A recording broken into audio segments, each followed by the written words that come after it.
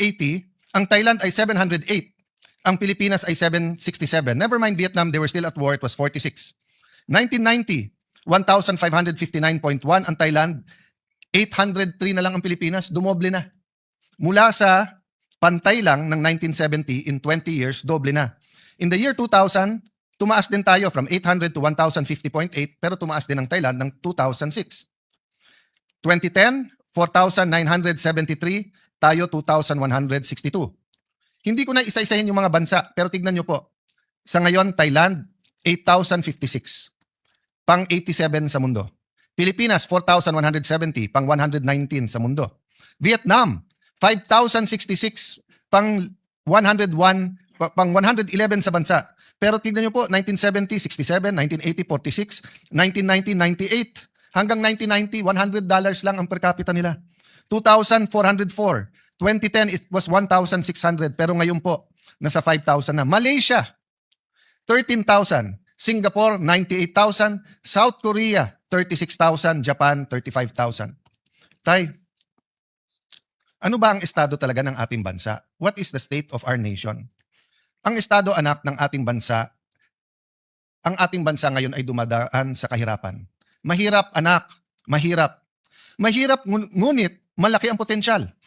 Mahirap, ngunit may dahan-dahan na pagbabago. Mahirap, ngunit malaki ang potensyal. May mga pagbabago, ngunit puno ng pagsusubok. Puno ng pagsusubok at ng peligro. Hirap ang mga namamasadang tricycle at jeep, mga riders. Hirap sa taas ng presyo ng diesel at kuryente. Hirap ang ating mga magsasaka. Mga anak ng magsasaka, ayaw na po nila maging magsasaka o farmers. Hirap po ang mga estudyante, marami rin pong tumitigil sa pag-aaral. Hirap po ang ating mga OFWs kasi tumaas man ang presyo ng dolyar, labis din tumataas ang presyo ng bilihin at ng kuryente sa ating bansa. Tay, malaki din ba ang potensyal ng ating bansa? Malaki ba ang potensyal ng Pilipino at Pilipinas? Nako anak, siguro sa buong mundo baka Pilipinas ang pinakamaganda potensyal. Bakit po? Mayaman at maganda ang ating bansa. Pag-usapan natin pinakamataas na bundok. Pag-usapan natin ang pinaka-humble na plains. Pag-usapan po natin ang dagat, ang ilog. Pag-usapan natin ang kahit anong mineral, ginto, pilak, nickel. Pag-usapan natin langis, natural oil. Meron po tayo. Pag-usapan naman natin ang Pilipino. Sabi nung iba, natural resources natin ang number one blessing ng Panginoon sa atin. Hindi po.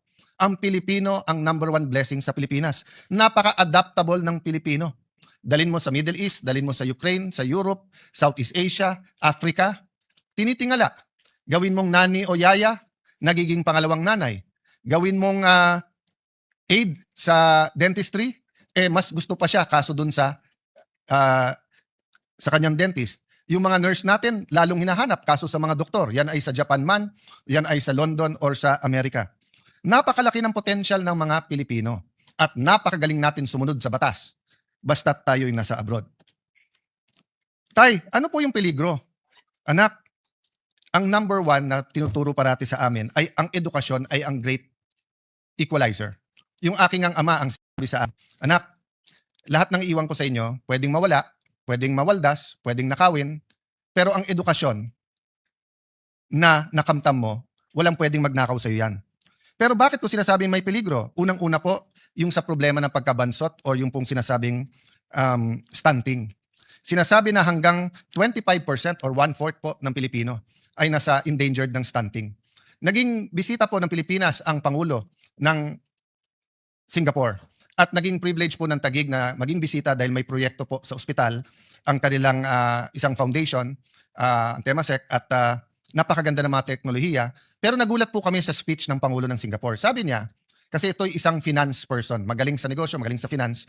Sabi niya, sa lahat ng nakita niya sa gobyerno, ang pinakamalaking return sa tao ng isang bansa ay yung first 1,000 days.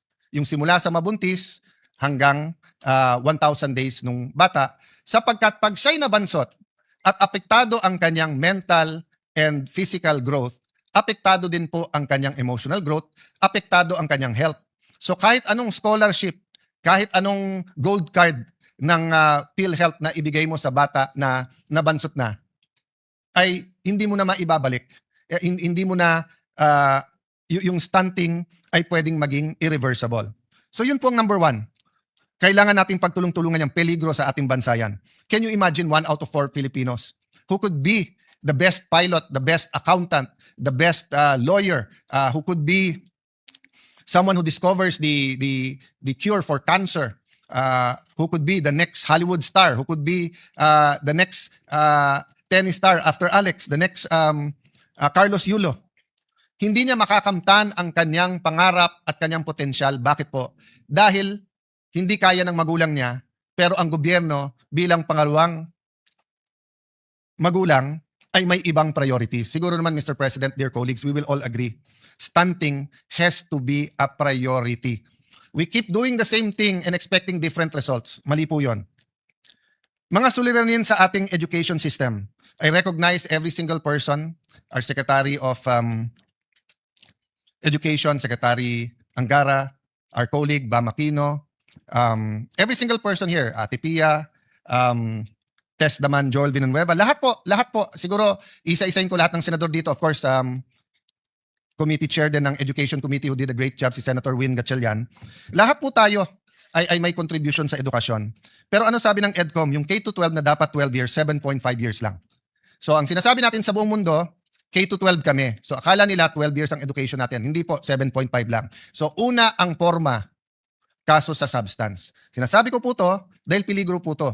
Kahit anong pagbabago ng curriculum, kahit anong dagdag ng mga gadgets, kahit anong modern equipment, kahit anong taas ng sweldo ng ating mga teachers, kung punong-puno ang classroom at half day, at 7.5 years lang sila, para tayong K-8, kulang pa, bitin pa ng 0.5. Total outstanding debt out of now is 12.79 trillion at the end of 2022. The debt increased by 45% to 18.55 trillion as of the end of 2026. Bakit po ito peligro? Yes, numbers lang po yung utang at depende din po ang utang sa ratio niya sa GDP.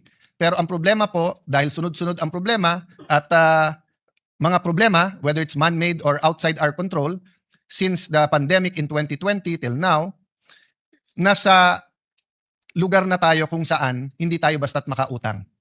So yung ibang bansa, nung dumating yung Israeli, Iranian, US conflict, nakautang, nakagawa ng mga programa. Tayo, dahil nga sa laki ng utang, yung fiscal space kung pag-usapan, ay problematic na. Hirap din po ang ating mga magsasaka. Kanina lang po, yun po ang pinag-uusapan dito. Senator Pangilinan, Senator Loren, Senator Amy na may puso talaga sa agriculture. Kaya kung sino man ang magsasabi sa atin na okay naman ang takbo ng ating agriculture, let's agree to disagree. Kasi I think in the last 40 years, I'm not blaming only this administration, we haven't figured out how to really modernize, how to bring back the enthusiasm in agriculture, how to make it really a good business that people will go into farming. Actually, maraming mayaman na pumapasok sa farming. Pero yung mahirap na farmers, umaayaw sa farming. So isang problema talaga yung kapital. The share of agriculture, forestry, and fishing sector to the GDP steadily declined to its lowest point of only 7.9% in 2025. Agriculture's share in the total workforce has steadily declined 26.99% in 2016. 8 years lang po. In 2024, it was only 20.61% as the economy shifts towards services and industry. Maganda naman po ang services at saka industry. Pero nakita natin yung problema ng supply chain. Nakita po natin yan nung pandemic. Kailangan ng isang bansa na singyaman natin both sa lupa at sa forest, sa bundok at saka sa dagat. Kailangan we learn to be self-sustaining and produce our own food. Agricultural workers are also receiving the lowest wages among economic sector. Poverty incidence remains high among agricultural workers and farmers, 27%, and fisher folk, 27.4%, based on PSA data of 2023. Parati kasi tayong nagdi-disagree.